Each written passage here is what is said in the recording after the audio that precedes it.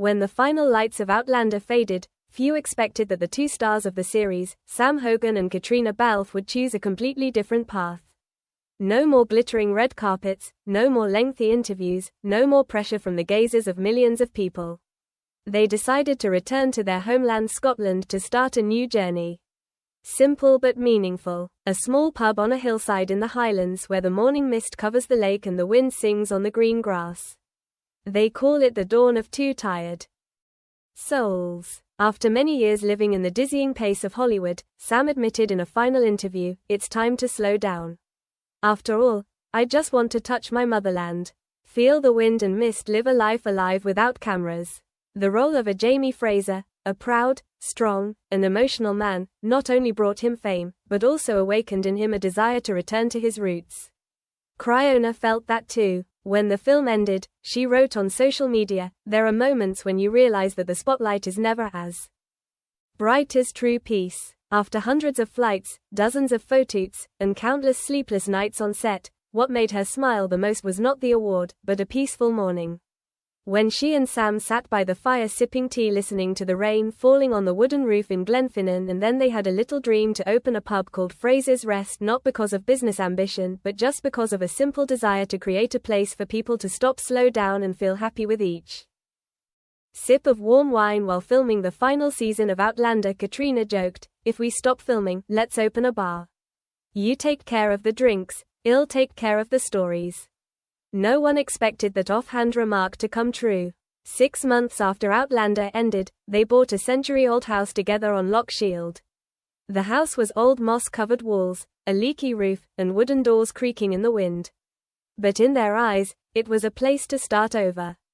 The renovation took nearly a year. Sam handpicked every piece of wood and stone. Caitriona designed the interior in a classic Scottish style. Lots of wood, warm lighting, and black and white photos of the Highlands hanging along the walls. They named the bar Fraser's Rest as a tribute to the character who had been with them for nearly a decade. The hand-carved wooden sign hanging on the door simply read, "Good whiskey, good stories, good hearts inside." A small village, but filled with great love. No grand opening, no red carpet, no reporters. Just villagers, old friends, and a few lucky fans who heard the news. Sam stood behind the bar wearing a leather apron, smiling as he poured each glass of whiskey according to his own recipe. A combination of space-side tradition and a little personal creativity. Caitriona sat by the fire telling old Scottish stories, behind-the-scenes memories never told in Outlander. Laughter, clinking glasses, the sound of the wind on the porch. All created the music of life. Locals say Fraser's Rest is not just a pub but a place that touches the heart, where people find themselves. In the first months they worked tirelessly, but it was not a burden. It was a joy. Sam woke early, chopped wood and prepared to open the bar. Caitriona cooks, decorates, pays attention to every detail. No social media, no paparazzi, no busy schedules, just them and nature.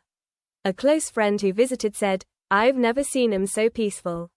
Sam smiles more. Caitriona is gentler. They're just themselves. Every night after the bar closes, they sit on the patio stargazing and talking about life. Some nights, Sam whispers, "If it weren't for Outlander, we wouldn't have met. But if it weren't for this place, we would never have known what freedom is." Caitriona just smiles, resting her head on his shoulder. The firelight shines in their eyes.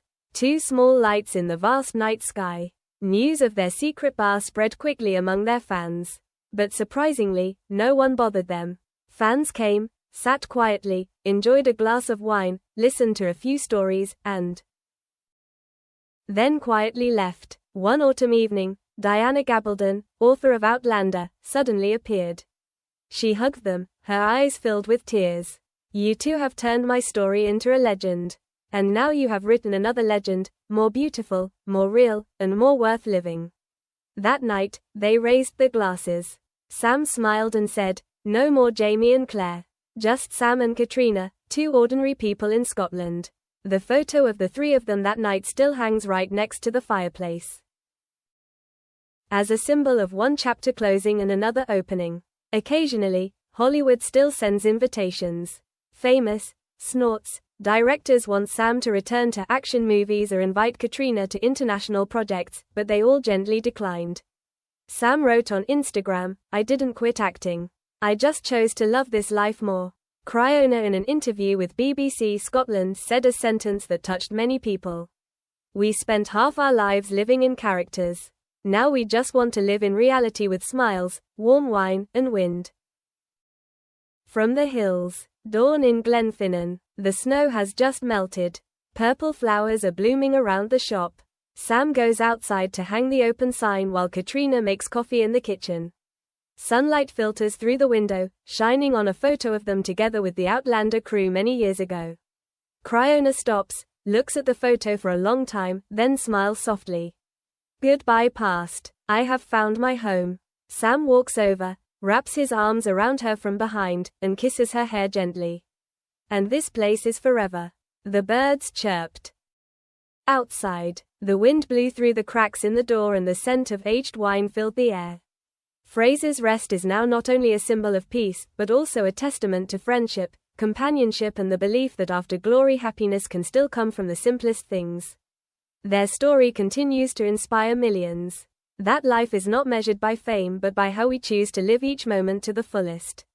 And somewhere in the midst of the Highlands, every night, the light from Fraser's Rest still sparkles, welcoming lost souls to find themselves like Sam and Caitriona did.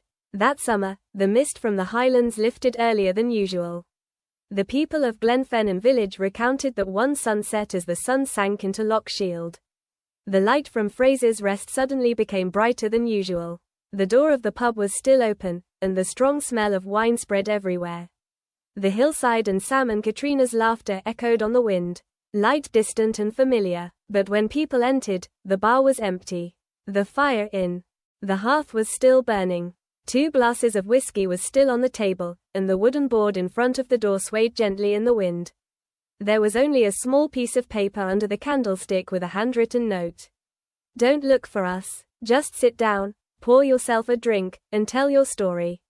Here, anyone can start over." Locals say that sometimes on misty nights they can still see a dim light inside the inn and hear the sound of a violin playing the familiar melody of the Skyboat song. Some swear they saw the silhouettes of 2 people, a tall man with fair hair and a slim woman in a grey woolen dress sitting together by the window looking out at the lake smiling. No one knows where they went. Perhaps they traveled to other lands as Jamie and Claire did. Or perhaps they simply chose to disappear from the noisy world to live on in a peaceful place known only to them. But either way, Fraser's Rest is open every day.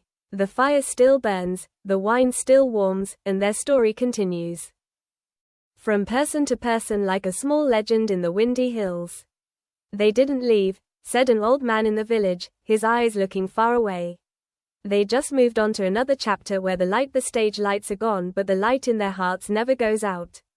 And to this day every time the night falls on the Highlands, someone still gently raises a glass of whiskey muttering the old toast to Sam and Caitriona. "Wherever you are, may your fire never fade."